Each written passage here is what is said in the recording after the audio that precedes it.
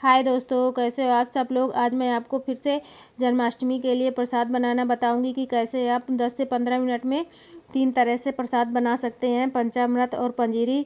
तो इस तरह से ये देखिए, सबसे पहले हम धनिया पंजीरी बनाएंगे। तो धनिया को अच्छे से साफ़ कर लेना। उसके बाद 1 बड़ा चमचा ये मैंने घी डाला था, उसी में डाल करके अच्छे से रोस्ट कर लेना। 1 मिनट के लिए भूनना है, क्योंकि वो जलने लगती है बढ़िया जल्दी।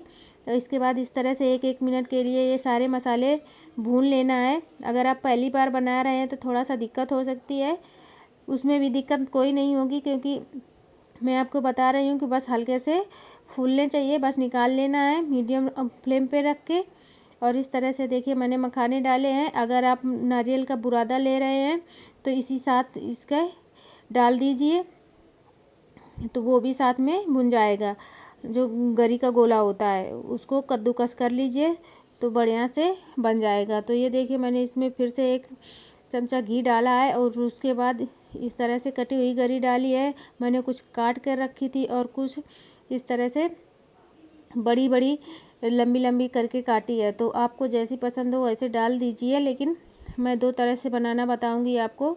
ये प्रसाद कैसे 2 तरह से बनता है, एक मैं आटे वाला बताऊंगी और एक धनिया पंजीरी बनाना बताऊंगी। तो इस तरह से मैं सारे पहले मसाले निकाल कर रख लेती हूँ इसी तरह से। तो देखिए, मैंने नारियल का बुरादा बाद में डाला था। मैंने आपसे कहा पहले कि आप जब मखाने तले उसी समय इसको डाल दीजिए, तो ये भी साथ में रोस्ट हो जाएगा। इधर अलग से डालने से इसमें थोड़ा घी ज़्यादा लग जाता है। तो इस तरह से इसको भी निकाल लेना है। मैंने पूरी कढ़ाई में नहीं फैलाया है, नहीं तो ये पूरा घी ले लेता।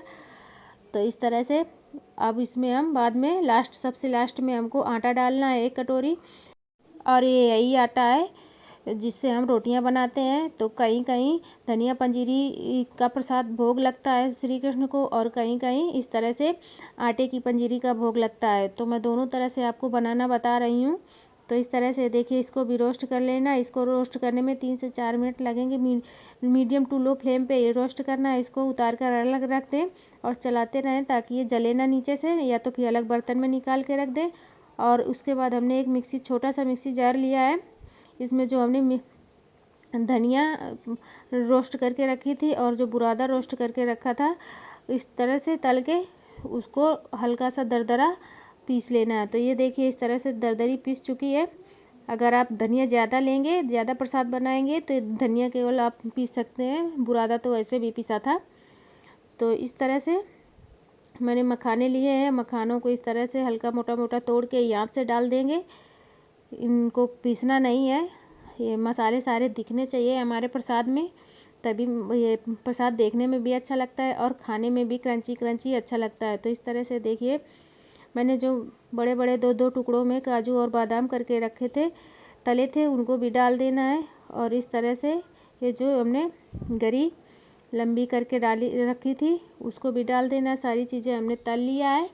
और इस तरह से देखिए, मैंने 1 मुट्ठी भर के इसमें ये किशमिश डाली है।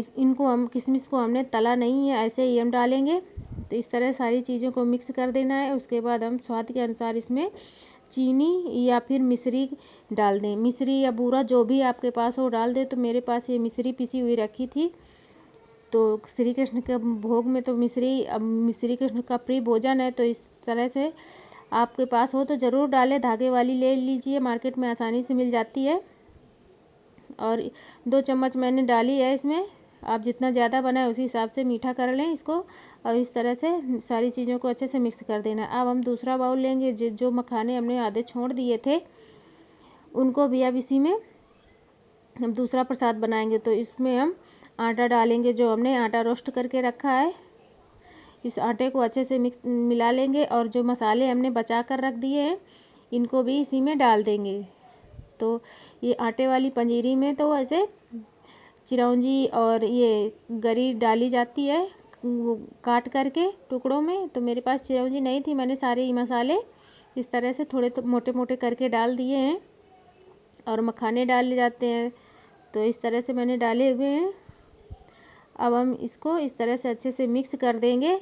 और मिक्स करने के बाद हम इसमें चीनी मिलाएंगे। तो इस प्रसाद में हम चीनी साबुत मिलाएंगे। तो इस प्रसाद में साबुत चीनी मिलाई जाती है। अपने हिसाब से आप डाल लीजिए, 1 या 2 चम्मच जितना आप बनाएं।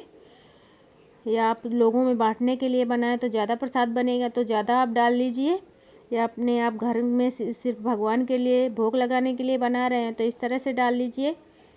तो इन सभी चीज़ों को अच्छे से मिक्स कर देना है। और दोस्तों, अगर आप चैनल में नए हैं तो चैनल को सब्सक्राइब कर लेना, क्योंकि मैंने कल भी एक नई रेसिपी दी थी मेवा पाक मिठाई की, तो उसको भी आप देख सकते हैं। उसको भी बनाना बहुत ही आसान है। तो अब हम बनाएंगे श्री कृष्ण का पंचामृत। तो पंचामृत बनाने के लिए आपके पास अगर गाय का दूध हो तो गाय का दूध ले लीजिए। कच्चा दूध लेना है हमको। इस तरह से 1 कप मैंने देखिए दूध लिया है। उसके बाद 1 चम्मच मैंने इसमें गंगा जल डाला है, हो तो ज़रूर डालें, तो भगवान के प्रसाद के लिए बना रहे हैं। उसके बाद हम आधा चम्मच इसमें शहद डालेंगे, और शहद डालने के बाद हम इसमें भी चीनी डालेंगे। चीनी बूरा या फिर मिश्री आपके पास जो हो वो डाल दीजिए इस तरह से। तो मैंने आपको बताया कि मेरे पास पिसी हुई मिश्री रखी थी, तो मैंने इस तरह से मिला दिया है आप स्वाद के अनुसार। और उसके बाद हम इसमें दही डालेंगे। तो दही हमको फ्रेश लेना है।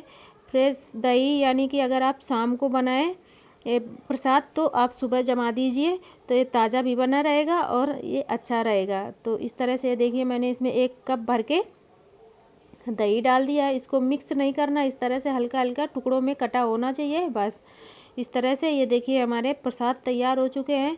अब इनको भगवान के भोग के लिए और भी स्पेशल बनाना है, क्योंकि बिना एक सीक्रेट चीज़ के तो भगवान का भी इस प्रसाद को स्वीकार ही नहीं करेंगे। तो इसके लिए हमको तुलसी की पत्ती चाहिए भी। आप कोई भी प्रसाद बनाएं, जब तक तुलसी की पत्ती नहीं रखेंगे भगवान जी कभी उसको स्वीकार नहीं करेंगे, आपको पता होगा। तो इस तरह से ये देखिए हमने तीनों प्रसाद बनाकर तैयार कर लिए हैं। और कुछ पत्तियाँ इस तरह से पंचामृत में डाल दीजिए और मिक्स कर दीजिए। तो दोस्तों, ये आज की रेसिपी आपको कैसी लगी एक बार कमेंट करके ज़रूर बताना। और आप भी जन्माष्टमी की तैयारियां कीजिए और ढेर सारे इस तरह से प्रसाद बनाकर रख लीजिए आगे से ही, ताकि एक साथ आपको कोई दिक्कत ना हो। और ढेर सारी शुभकामनाएं आपको जन्माष्टमी की। अगर चैनल में नए हैं तो चैनल को सब्सक्राइब कर लें। फिर कल एक नई रेसिपी के साथ आऊँगी, तब तक के लिए थैंक यू।